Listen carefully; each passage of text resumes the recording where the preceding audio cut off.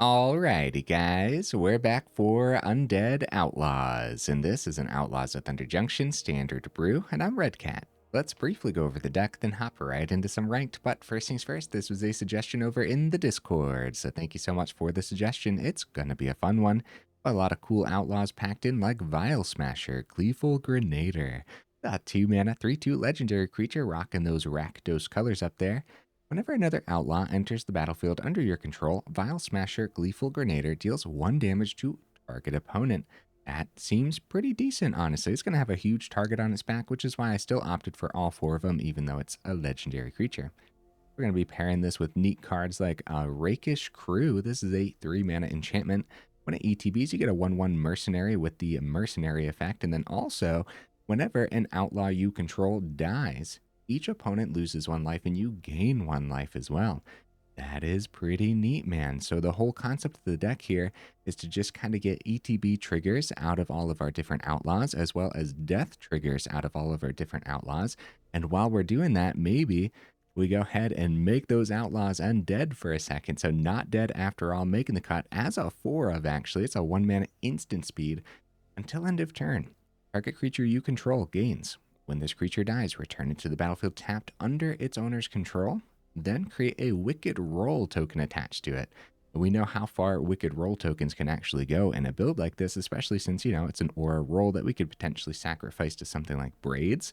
We do have all 3 Braids making the cut, and Braids is going to pair nicely with a Spiteful Hexmage as well, which we actually don't get to see too often. It's a 1-mana 3/2, and when it ETBs, you get a Cursed Roll token attached to target creature you control.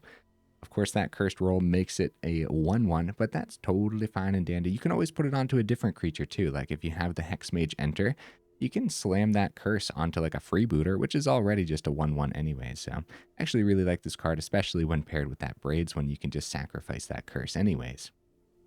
Other creatures packed in that are, of course, outlaws. We have Charming Scoundrel in the cut, as well as a top-end Massacre Girl making the cut as a 2 of here.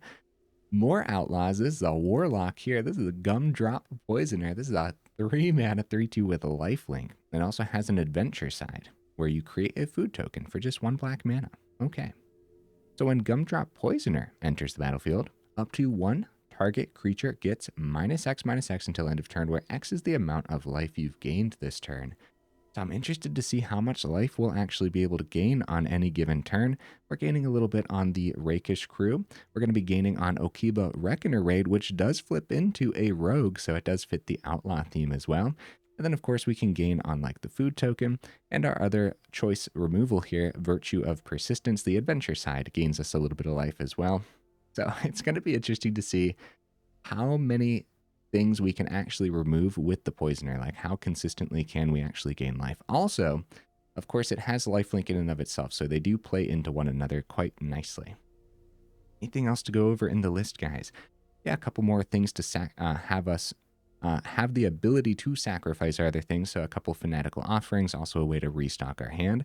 So I have a Lively Dirge here too. This is a 2-mana spree card. So for the additional cost of 1, search your library for a card, put it into your graveyard, then shuffle. Okay. For the additional cost of 2, return up to 2 creature cards with total mana value 4 or less from your graveyard to the battlefield. So that is pretty sick, and that's probably the one that we do most often. So we can kind of consider this a 4-mana card. The mana base is set up to splash red, so we do have a lot of dual lands packed in, as well as the Restless Vents. We got Mirrex making the cut, as well as Crucible of Defiance and Abandoned Mire, heavily leaning towards the swamps, because that's what the deck is leaning towards. Some honorable mentions. All of these almost made the cut. Fake Your Own Death I thought about. Collective Nightmares, a card I've been wanting to play with more. Conceited Witch almost made the cut. At Knife Point as well, and Bloodletter of Aclizotes could have been cool. Okay, guys, I do my dandiest to save the more in-depth discussion for the end of the video. In the meantime, let's go ahead and take this into some ranked and see how we do.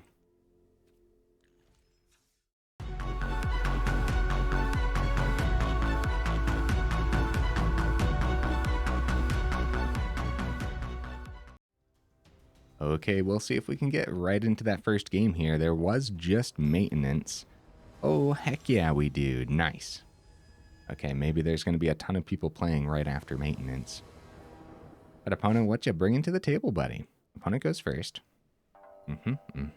Oh, I didn't go over my Molten Collapse. I've been wanting to play with this one again. Sorcery speed kind of holds it up, but I feel like it's still good removal. I've been meaning to put it into more of my decks to try it out. All right, yeah, I think this is a keepable hand. I don't think we can complain too much here. Okay, not dead after all, and we'll go right into the Cliffs and Okiba Reckoner Raid. We can get that flipped as soon as possible.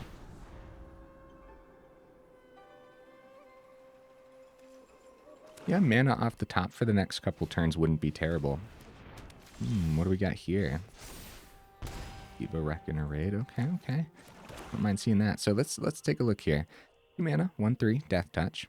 Deals combat damage to a player. If you've committed a crime this turn, you may sacrifice a Servant of the Stinger. If you do, search your library for a card, put it into your hand, then shuffle. Oh, wow. Okay, that's interesting. Did I remove it? No, I should save my slot removal for something else. Unfortunately, they might be able... Well, it depends. It depends what they have. Like, they could drop, like, a Duress. That would commit a crime quite nicely for them. Harvester. Okay. Digging through the graveyard to commit a crime too, potentially here. They do go for the swing. Okay. Tempt with treats. Okiba Reckoner Raid doing the thing. Honestly, land off the top would have been amazing, because then Gumdrop Poisoner could have taken out the Harvester. I mean, we do have the Virtue. It's -3/-3. If we want to take out the Servant, I'm not sure how much the Harvester's going to do for them right now. We have a blocker with the Road Captain with a Not Dead After All, which could be pretty cool too. And that would be it though. I'm just going to go for the Virtue play on the Servant before they grab something amazing out of the deck, right? Because now that Road Captain's on the board, it's going to be easier for them to commit a crime, too. It's a very interesting card, guys. A Warlock, too.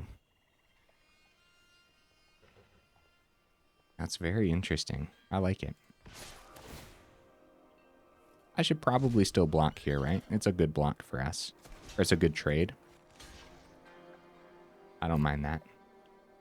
We could also take the 3, but, like, while they're offering the trade to us, we don't have too much more removal in hand. Okay, so they played a second one. Yeah, the other one has Unearth. It'll be interesting. Okay, Greedy Freebooter. How much mana do I have in here? I'm not 100% certain right now. We definitely want to see more. But seeing our 1 mana cards is fine too. We'll get the Freebooter down. That's probably the one that we attach the Not Dead After All to, because this treasure token's going to go a long way. Okay.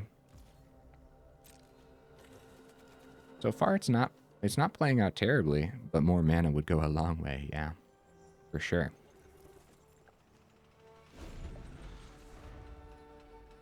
Interesting to see the Ashnod's Harvester here too. Life of Toshiro. What on earth are we playing against right now, guys? This is interesting. They could go -1/-1 on Freebooter. Is that worth the Not Dead After All now? Probably. I'll go for it. Could be interesting on the Road Captain too, right? Because it would come back as the Reckoner Raid, so we'd get the first 2 parts of the saga again, right? I believe so. Okay, Treasure Token Scry. Fanatical Offering, honestly, dude. It's not a land, but we should keep this, right? That way we can draw more, draw into a couple lands maybe. Okay, I like the Fanatical Offering here. Freebooter comes back, that's a thing that we could potentially sacrifice here to the Fanatical Offering, get some ramp with the treasure, kind of like bring us back into this game a little bit. And again, they offer the trade into the Harvester, and I think we just accept this trade. I think it's the same concept as the last trade. Like, they're offering it to us. We should probably take it while we have it. Okay, Fanatical Offering in hand, and now we start with the swing. Wait, is it the freebooter? Sacrifice, or do we just sacrifice this food? It's probably the freebooter sacrifice, because it gets us more ramp. 1, 2. If we find a land, we'll only have 3. We could just go for the crew for the turn and be happy enough about it. Like, get this down. Yeah, actually, that seems pretty good too, huh? Use the treasure that we got from the last turn. With this enchantment on the board, now when an outlaw we control dies, opponent loses 1, we gain 1. We get another creature here with this too. Okay, yeah, I don't mind this. I don't mind taking the turn for the setup. And I still didn't mind grabbing the Fanatical Offering instead of sending it. They go -1 on the life of Toshiro, so that's good, I guess, right? Because they're not gaining the 2, and we get the ability on the crew. Okay, call Conscript. They unearth a Harvester. I have no clue what we're up against, but it kind of feels like some form of mono-black aggro. Pretty neat. I haven't seen like this configuration before. The Harvester is definitely in here to help with the crimes, I would imagine. Okay, there's Servant again. Servant's scary. There's some land. Okay, okay. It took a while. How many cards are remaining here? 47 cards remaining in the deck. So we did see 3 land in the top 13. I should probably double... Actually, I feel like we have 22 in here, which still seems about right to me.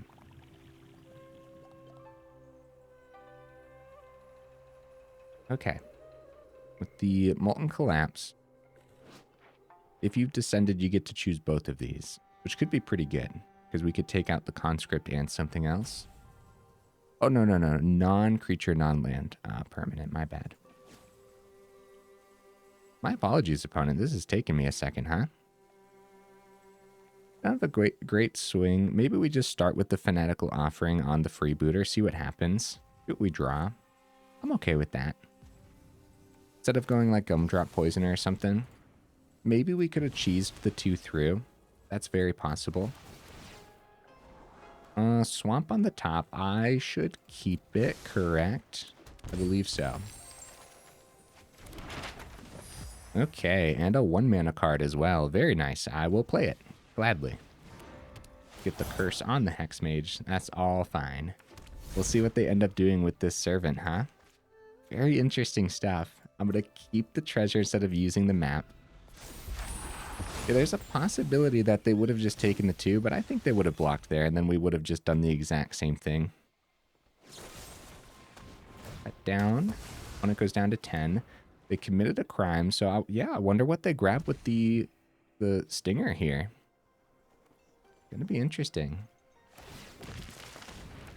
Go Harvester. So either way, they were gonna be able to commit a crime here with the Harvester. We're sitting pretty good on life for now.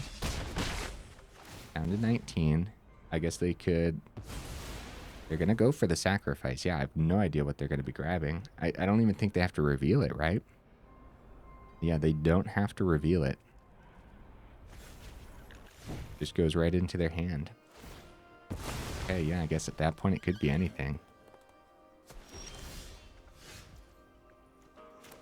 Okay, some tap land. It's probably Massacre Girl for the turn. I guess they could have grabbed, like, removal.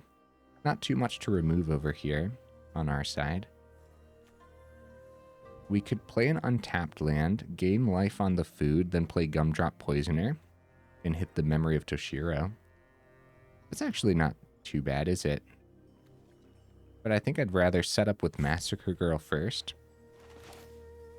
And we'll keep the treasure, because we could be ramping into a Virtue. Yeah, setting up with Massacre Girl and then trying to go for the Gumdrop removal next turn could mean card draw, which could be very important. Yeah, spot removal. I hope not. Oh, and It is spot removal. No, Massacre Girl, duck, get down. Dude, they're going for the 3 damage to their face, too. They did not want to discard the other thing. Corpses of the Lost. Oh. Okay, wait. That generates a skeleton pirate. Dude, there's like, I have no clue. No clue what we're up against at all. There's like 5 different themes, and I'm really trying to riddle it out right now. Yeah, dude, we're in trouble. They gained a little bit on the life of Toshiro. Play the land. I know that much. We could... Yeah, we could stick to the plan with the Gumdrop Poisoner, I suppose. 2, 3, 4, 5. 6 with the treasure if we want to keep the treasure. I don't know why. There's just been a lot of tough decisions right now. I believe we hit this skeleton pirate, right? Over the memory of Toshiro. Gonna be -3, -3.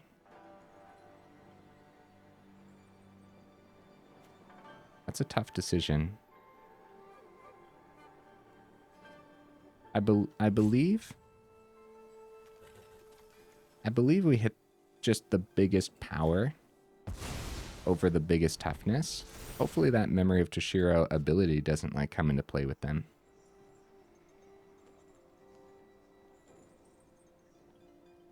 Wonder if they end up just going, well, they could go +2/+2 on the Memory of Toshiro. That kind of gets around a block, I suppose. They go -1/-1. Forsaken Miner, it has haste because of the corpse. We will block the... We block somewhere, right? No, we don't have to block. We can go no blocks. They don't have any cards in hand.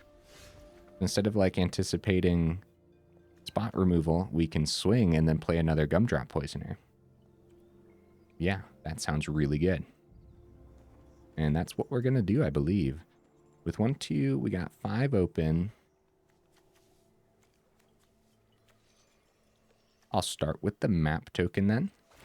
And just do the Gumdrop Poisoner abilities and keep the collapse for something else. Vial Smasher. I'm going to keep that on top because I want that to do a thing. Swing for 4. We're going back up to 11. Food token. Opponent's deck list is really neat, huh? I suppose since these guys have haste, we'll go ahead and hit the Memory of Toshiro, I guess. But the other ones are 3. I have no idea what to clean up on the opponent's board, honestly. just any of them should be fine enough, I suppose. Okiba, very nice. Now the miner can't block, so... Okay, we can successfully take the 6 here, I would say. Down to 4. And it really does come down to... well, I guess we just use spot removal, huh? I guess that's that. I wanted to do more fancy things with my Vial Smasher, but GG opponent, very cool list. I was trying to riddle it out the whole time. I guess? Like, wait. I do want to look at the...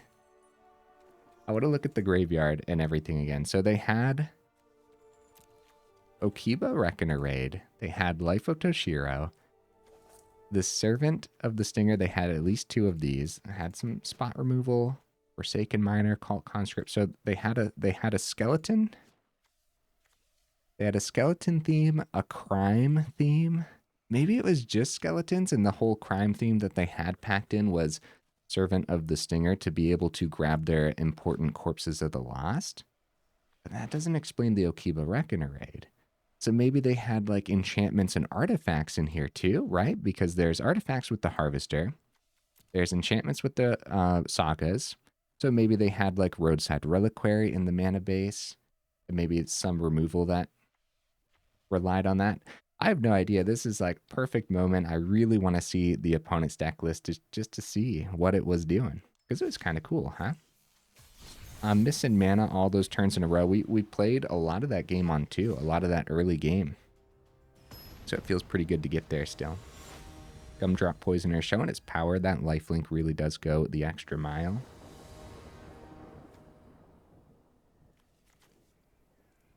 Okay, no red source. We could easily see it. I do want to see this Vial Smasher doing a thing. I'm going to keep it. We go first. I don't think this is a bad hand. And I think there's still a good possibility of seeing a red source within the next few turns.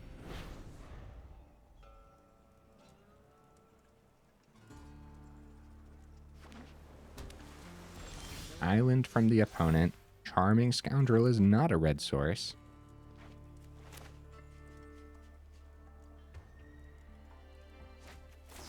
Dropping the consider. Okay. Be up against some mono blue tempo then, which should be scary based on this hand, because we definitely want to start dumping creatures onto the board. Well, I guess we'll end up seeing what happens. We do have the Not Dead After All available, but against mono blue, that doesn't do too much until we start sacrificing our own things. Reckoner Raid does flip next turn, but it isn't fancy. It doesn't have haste like Kumano. True Persistence not going to hit too much here. We might need to talk about going up some mana here in the middle of the video, but we're only 2 games in. Definitely one of those more testing required situations. And depending on the deck, usually at this point too, Virtue would have a target.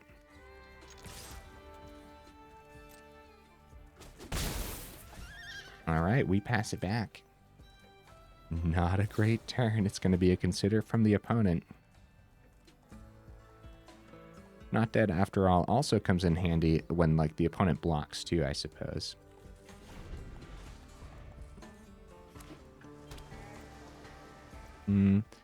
Against what they believe to be mono black at the moment, yeah, a turn 3 Jin would be very risky, as they'd want some form of protection or counterspell open.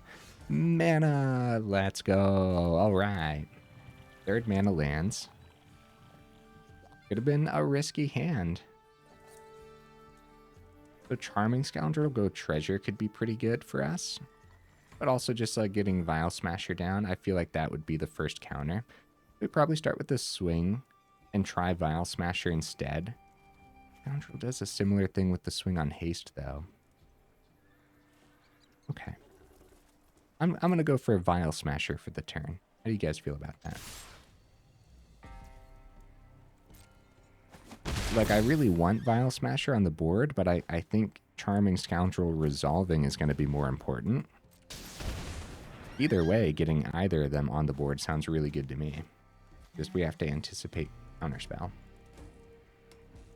It lands. Okay. Fading Hope. And Not Dead After All does not get around that. If it read like when the creature leaves the battlefield. But it is when this creature dies, unfortunately. So just a little bit of tempo for the turn then, for the opponent. Going to be passing back with 4 mana open too. May have missed some of their creatures, potentially. Okay, Lively Dirge. Based on how they treated the Vial Smasher last turn, maybe it is just Charming Scoundrel, see if it lands, because they'd want to counter it over a Fading Hope then, though. Tough decision, man. I guess we'll try the Charming Scoundrel since we didn't try this last turn. We'll do this turn to see if the counter comes out now. Oh, it lands, so we do get the treasure token. Is that what I actually wanted? Probably.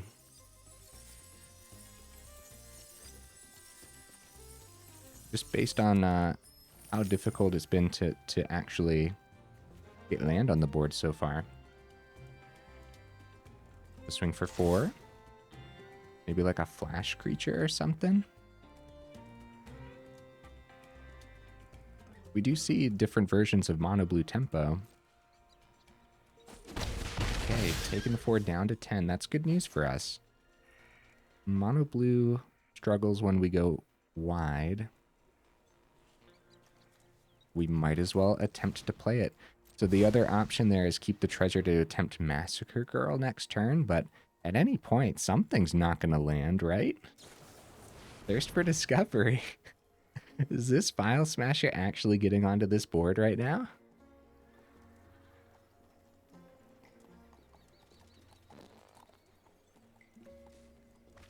It could be more tempo at the end, though, of course. They still have one island, so it could be like another Fading Hope. It is going to be another Fading Hope. We get the Scry. Okay, the opponent definitely wants to get some blockers down here soon. That's the 5th mana. Terror for 2, 3 mana open. Oh, wow, okay. Okay, Terror is going to be rough because that Ward 2 is going to be... Well, I mean, also, we don't have much that can hit the 5/5 right now. Massacre Girl, that's always really hard for me to say, would be really good on this board state.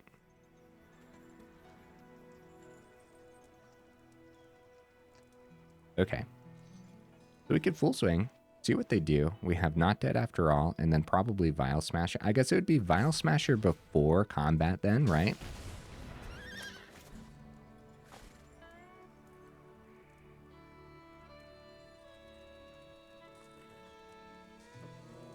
Come on, I'm on the edge of my seat.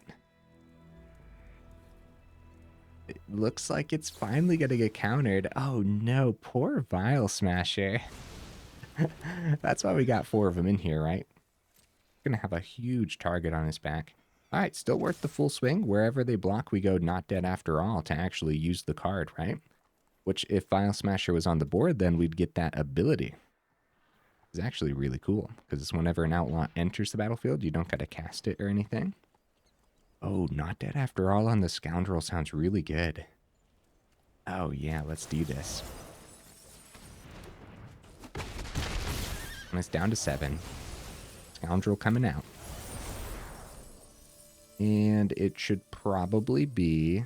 We could go Wicked Roll onto the Hexmage this time. But we're really struggling with mana, dude. I don't know. Yeah, I'll go Wicked Roll this time round onto the Hexmage, because that just seems pretty good to me. Probably means their Terror will block the Hexmage and then let the other 4 go through over here, maybe. To anticipate more Terrors coming down soon, too, or just like more creatures in general. Moment of Truth, they still got 3 open. Yeah, these Terrors blocking on the ground is going to be rough, but having these extra Wicked Rolls could help us get there.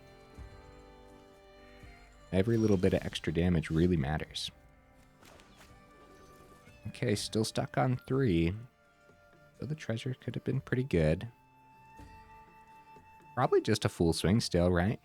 I think so. They still don't know what's in hand. We're just going for it. At least we know the menace is getting through.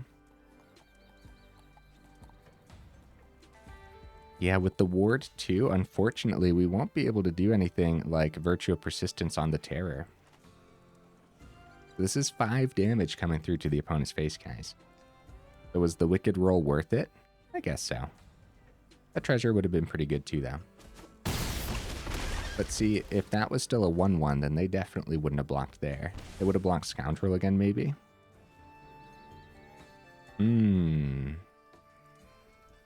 Very tough. Yeah, the Ward. Ward is saving the Terror this time round. We have 3 mana for the top ability on the Dirge. That's not worth it. Could just go Poisoner as 3 mana card. Probably not. I'm gonna go Freebooter.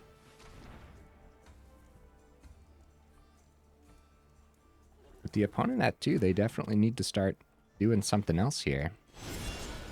Oh, Tempt with Treats is instant. I'll try it on the opponent's turn instead. Just keep it open. It's a similar concept to where they don't know what's in the hand, so... But I guess they wouldn't play too much around the spot removal for the Terror because they know we don't have a lot of mana on the board.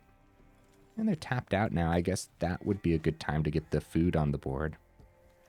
Nah, I'll still hold it open because if they waste a counterspell on that, that would be pretty good for us, right?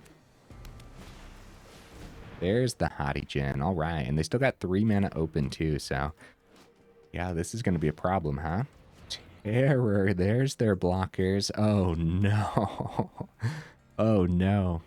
All right, still got 2 mana. That's definitely enough for a counterspell, especially with that Djinn on the board. Yeah, we should probably double check to see how much mana is in here. I believe we got 22, which should be enough for this curve, but I might be terribly mistaken. Maybe we need to consider 23. I'll double check, and then we'll still probably take it in. Hey, there we go. 4th mana. All right. All right. Now, we're probably going to really struggle to actually get anything else onto the board, though. Another Wicked Roll would be really good.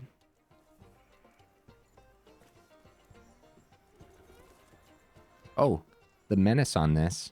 Actually, guys, as long as they don't have like a Fading Hope number 3, I think we got there because of the menace. Because they'd have to double block. If they block the Scoundrel and it dies, the Wicked Roll gets through anyways. Yeah, dude. I'll see if they counter Massacre Girl first of all. Because if they waste their islands right now on like a full counterspell, then we know they won't have Fading Hope. But yeah, because of the menace on the Road Captain. See, they still have 1 island open. All right, let's see it. Let's see it, opponent. Has to be a Fading Hope for like the Road Captain. And then 2 will get through on the Road Captain. So they are forced to double block it there. But then the Wicked Roll dies. And so it is lethal damage. Very cool, man. Very cool stuff. It could have been the 3rd Fading Hope from the opponent. It really, really could have been. That was sick stuff, man. Looks like they saw their Hottie Djinn a little bit late that game, though, so that's definitely noteworthy. All right, guys, let's go into one more game. But after I check how much mana we actually have in here, we were struggling, and both of those games we really wanted to see the 4th. 22, if we look at the curve here, average is 2.3. I'm going to keep the 22 for now. It should be fine. It's really rough when we're missing it, but the deck is still playing out nicely enough, right? Until we do actually see more of that mana. It has a little bit of ramp packed in too, so a little bit of extra treasures going the extra mile in these games. Yeah. Keep the 22 for now. We'll see if we can actually see mana in this final game of the evening. All right, opponent, what you bringing to the table, buddy? Dinos? Maybe. That'll be fun. I don't see too many dinos, but every time I do see it, like they just completely pop off, and then I'm sitting there astonished that we don't see more dinos. Okay, 2 in the opening, and again, let's go ahead and keep this. Sure. I like it. Okiba Reckoner Raid coming down on turn 1 again, too. It is a really good turn 1, honestly. Soured Springs, huh? Okay, these Sulfurous Springs are probably going to deal a lot of damage to us.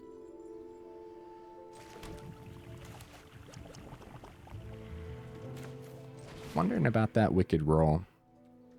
I think that is what I'm going to do here. Go for speed this game.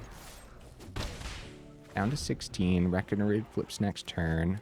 Rakish Crew. Okay, there we go. There's a swamp. I'm glad we didn't get the treasure token then. Before the swing, I'm going to try to play this. Maybe.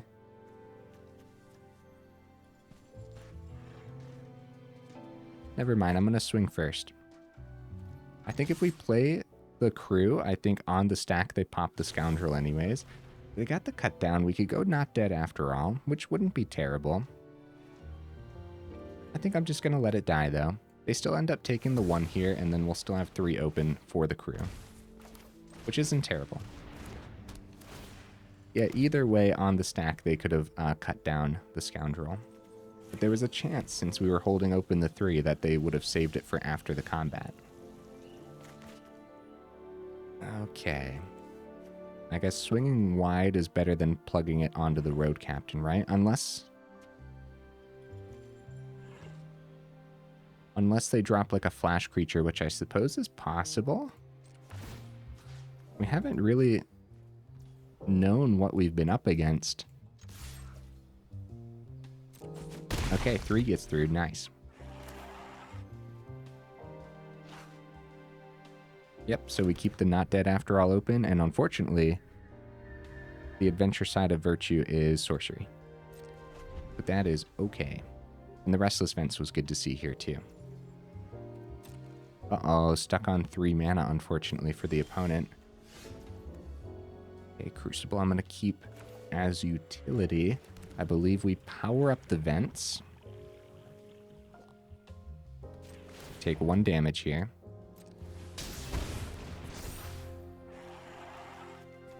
Same concept with the swinging wide. I guess I'm going to put it onto Road Captain, right? Both of these have Menace. We could trade out the Virtue. I'm probably okay with that.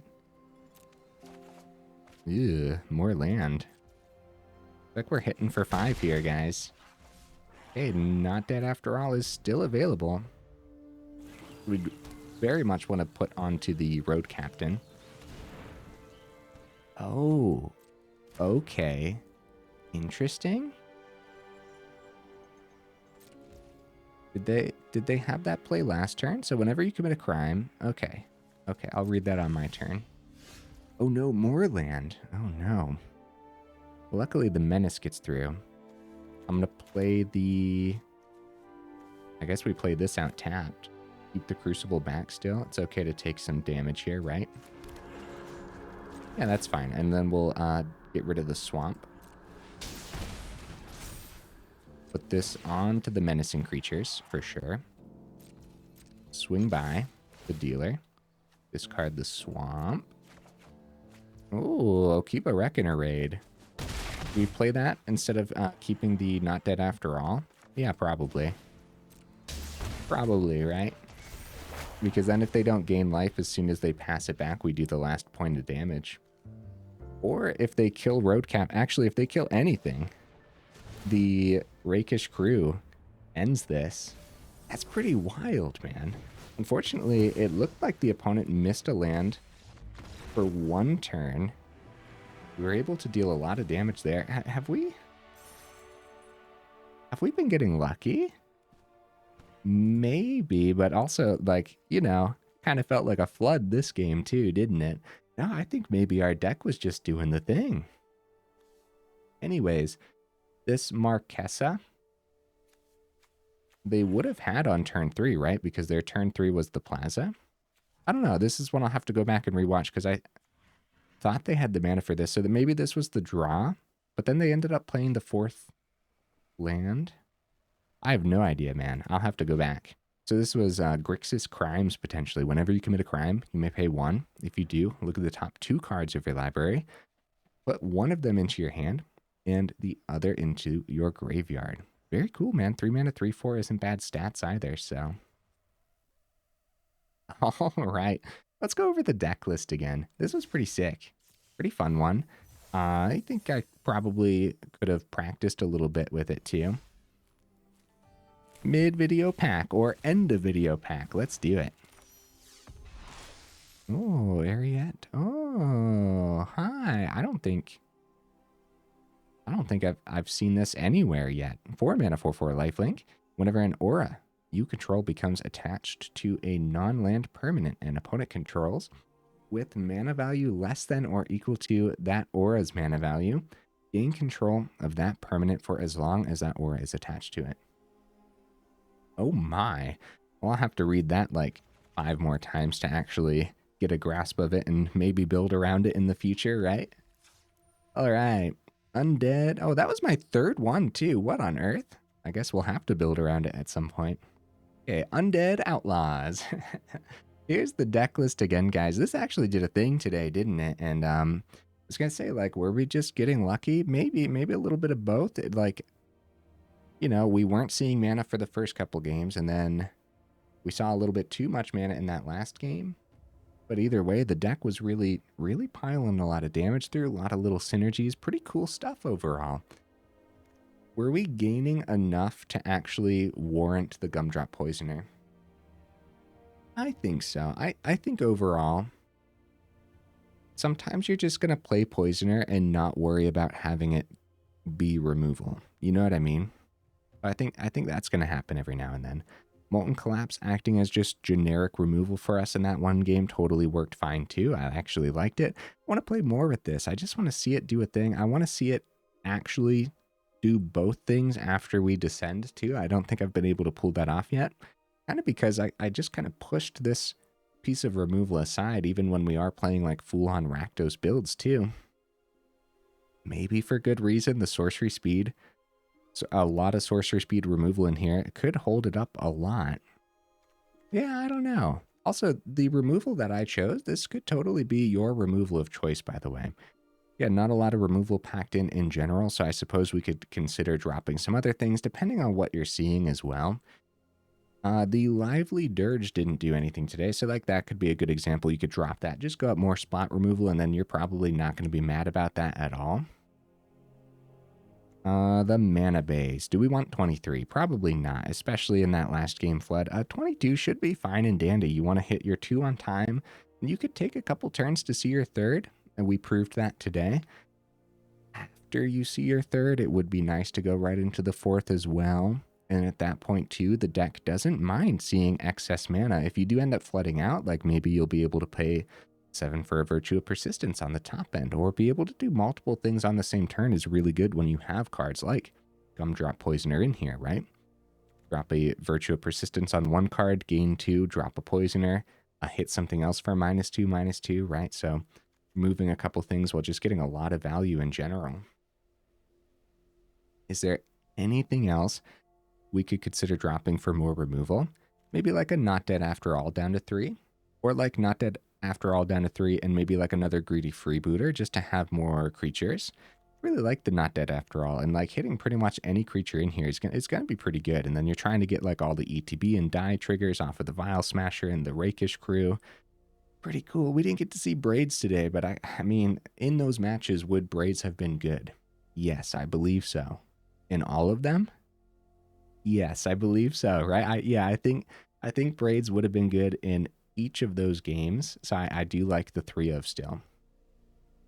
Although it is not an Outlaw, so we could maybe drop down to 2 and go up like the 4th Rakish Crew, because this kind of proved itself a little bit today. I like that you get the enchantment and you get the mercenary, and then that enchantment just happens to have a pretty powerful ability tacked onto it too. That's something you could consider as well. So me personally, I'm not going to change anything with the build. I'm just bringing up stuff that could potentially be changed. Also, a little bit more budget friendly going up the 4th Crew and down to 2 Braids. And the Vial Smasher is pretty budget friendly as well. It is also just an uncommon. Actually, what are the rares and the mythics in here? Of course, the mana base. The mana base is just packed full of rares naturally. I will complain about dual lands being rares until the end of time, bro. I want dual lands to be uncommons so bad, or commons for that matter, man. I want everybody to have just a beautiful mana base all the time whenever they need it. Like that would be really, really nice, but unfortunately, the mana base is chock full of rare. Then we got the Braids being rare, Gumdrop Poisoner. Mythic with the Massacre Girl. Charming Scoundrel is rare. Mythic with the Virtue. Oh, Molten Collapse is rare. Let's go through this real quick. Oh, Spiteful Hexmage is rare as well. Okay. So not as not as budget friendly as I was initially thinking as we put it all over here. Hold on, the swamps can go over here, right? There we go. Oh, geez. Yeah, unfortunately, not budget friendly at all. That is actually a lot of rares, huh? Oh, guys, hey.